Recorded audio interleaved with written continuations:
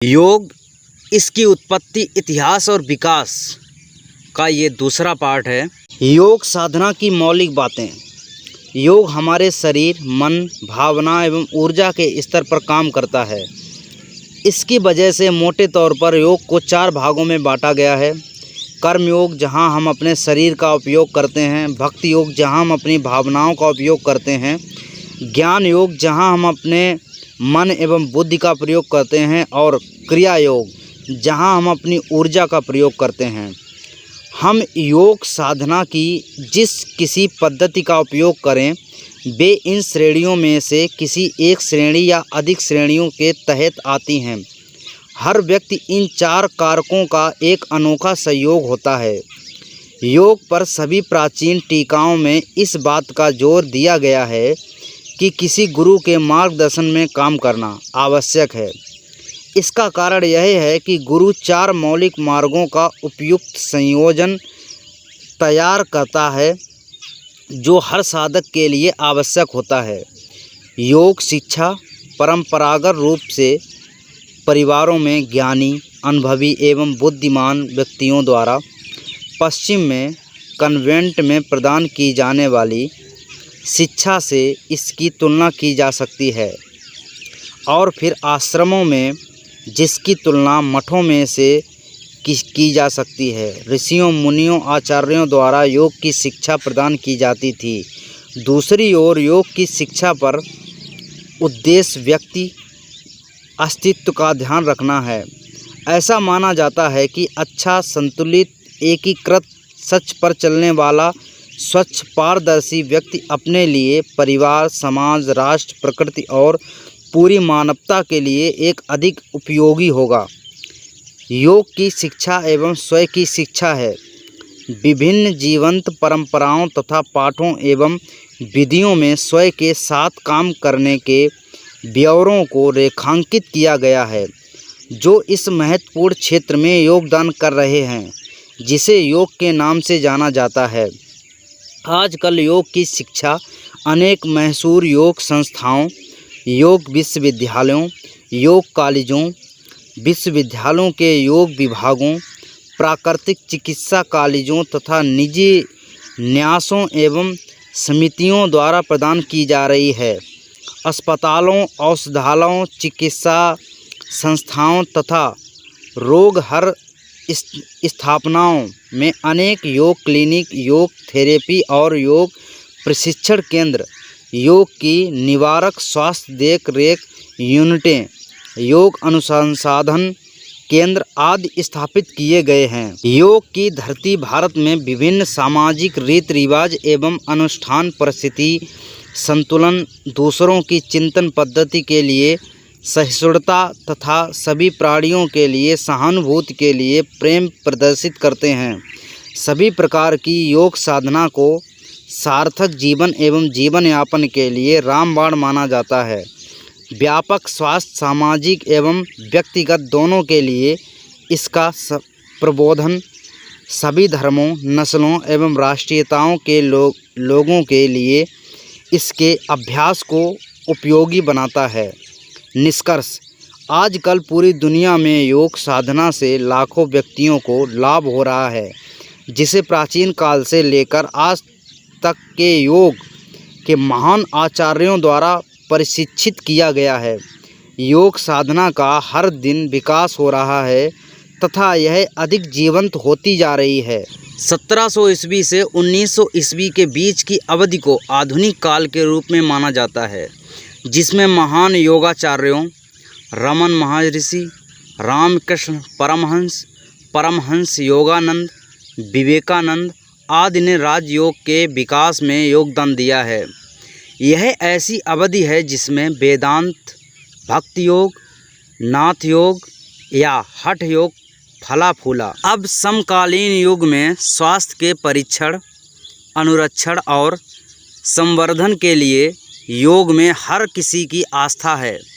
Swami Vivekananda, Shri T Krishnacharya, स्वामी कुवलयानंद, श्री योगेंद्र स्वामी राम, श्री अरविंदो, महर्षि महेश योगी, आचार्य Rajneesh, पट्टाभिजोइस, BKS Iyer, स्वामी सत्येंद्र सरस्वती आदि महान हस्तियों के उपदेशों से आज योग पूरी दुनिया में फैल गया है। भ्रांतियों को दूर करना। कई लोगों के लिए योग का अर्थ हठ योग एवं आसनों तक सीमित है, तथापि योग सूत्रों में केवल 3 सूत्रों में आसनों का वर्णन आता है। मौलिक रूप से हठ योग तैयारी प्रक्रिया है जिससे शरीर ऊर्जा के उच्च स्तर को बर्दाश्त कर सके। प्रक्रिया शरीर से शुरू होती है, फिर श्वसन, मन और अंतर्मन की बारी आती है। आमतौर पर योग को स्वास्थ्य एवं फिटनेस के लिए थेरेपी या व्यायाम की पद्धति के रूप में समझा जाता है। हालांकि शारीरिक एवं मानसिक स्वास्थ्य योग के स्वाभाविक परिणाम हैं, परंतु योग का लक्ष्य अधिक दूरगामी है। योग ब्रह्मांड से स्वयं का सामंजस्य स्थापित करने के बारे में है। यह सर्वोच्च स्तर की अनुभूति एवं सामंजस्य प्राप्त करने के लिए ब्रह्मांड से स्वयं की ज्यामिति को संरेखित करने की कला है। योग किसी खास धर्म, आस्था, पद्धति या समुदाय के मुताबिक नहीं चलता है। इसे सदैव अंतरतम की सेहत के लिए कला के रूप में देखा गया है। जो कोई भी तल्लीनता के साथ योग करता है वह इसके लाभ प्राप्त कर सकता है, उसका धर्म, जाति या संस्कृति जो भी हो। योग की परंपरागत शैलियाँ। योग के विभिन्न दर्शन, परंपराएं, वंशावली तथा गुरु शिष्य परंपराएं योग की ये भिन्न भिन्न परंपरागत शैलियों के उद्भव का मार्ग प्रशस्त करती हैं। उदाहरण के लिए ज्ञान योग, भक्ति योग, कर्म योग, ध्यान योग, पतंजलि योग, कुंडली योग, हठ योग, मंत्र योग, लय योग, राजयोग, जैन योग, बुद्ध योग आदि। हर शैली के अपने स्वयं के सिद्धांत एवं पद्धतियां हैं जो योग के परम लक्ष्य एवं उद्देश्यों की ओर ले जाती हैं। स्वास्थ्य एवं तंदुरुस्ती के लिए योग की पद्धतियां। बड़े पैमाने पर की जाने वाली योग साधनाएं इस प्रकार हैं: यम, नियम, आसन, प्राणायाम, प्रत्याहार, धारणा, ध्यान, समाधि, संयमा, बंद एवं मुद्राएं, षष्ठ कर्म, युक्त आहार, युक्त कर्म, मंत्र जप आदि। यम अंकुश है तथा नियम आचार है। इनको योग साधना के लिए पहली आवश्यकता के रूप में माना जाता है। आसन शरीर एवं मन की स्थिरता लाने में सक्षम कुर्यात। तद आसनम स्थैर्यम के तहत काफ़ी लंबी अवधि तक शरीर, मानसिक, शारीरिक के विभिन्न पैटर्न को अपनाना, शरीर की मुद्रा बनाए रखना तथा सामर्थ्य को बनाने में इसकी संरचना की गई है। और योग आपके शरीर को, आपके मन को, आपके चित्त को, आपकी शैली को, आपकी भाषा को हर तरीके से ये एक लय में लाता है और आपको एक बड़े जीवन के लिए, एक शांतिपूर्ण जीवन के लिए बनाता है, तैयार करता है। प्राणायाम के तहत अपने श्वसन की जागरूकता पैदा करना और अपने अस्तित्व के प्रकार्यात्मक या महत्वपूर्ण आधार के रूप में श्वसन को अपनी इच्छा से विनियमित करना शामिल है। यह अपने मन की चेतना को विकसित करने में मदद करता है तथा मन पर नियंत्रण रखने में भी मदद करता है।